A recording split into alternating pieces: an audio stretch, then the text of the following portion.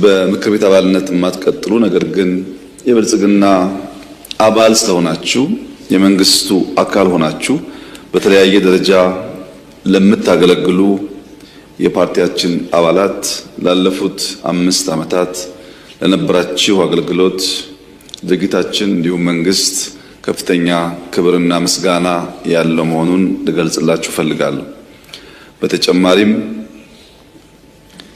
በተፎካካሪ ፓርቲ ተወክላችሁ ላለፉት 5 ዓመታት በእውቀታችሁ፣ በአቅማችሁ፣ በመሻታችሁ ልክ ሀገራችሁን ያገለገላችሁ በዚህ ምክር ቤት ውስጥ ድምጻችሁን ያሰማችሁ ለምሳሌ ክቡር አቶ ባርጤማ ፈቃዱና የኢዜማ ፓርቲ አባላት በሙሉ እንዲሁም ክቡር አቶ ደሳለኝ ጫኔና የአብን ፓርቲ አባላት በሙሉ ዶክተር መብራቱ አለሙ እና ሌሎችም የተፎካካሪ ፓርቲ አባላትና የግል ተወዳዳሪዎች ላለፉት 5 ዓመታት በዚህ ምክር ቤት ውስጥ ቆይታችሁ የህዝብ ጥያቄ፣ የፓርቲያችን ጥያቄ፣ የኛ አመለካከት ብላችሁ ላራመዳችሁት ሐሳብ፣ ጥያቄ፣ አስተያየት በሙሉ ከፍ ያለ ምስጋና ማቅረብ እፈልጋለሁ።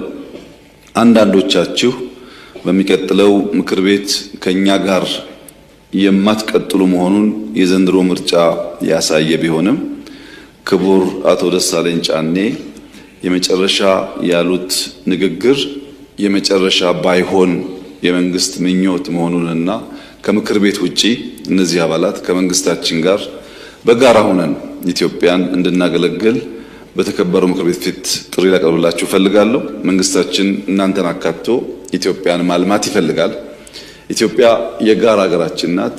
እኛም እናንተም ልጆቿ ነን። በምክር ቤት ብቻ ሳይሆን በተለያየ ዘርፍ ተባብረን ኢትዮጵያ እንድናበለጽግ አብረን እንድንሰራ ጥሪ ላቀርብላችሁ ፈልጋለሁና የመጨረሻ እንዲሆን ምኞቴ አለመሆኑን ላረጋግጥላችሁ ፈልጋለሁ።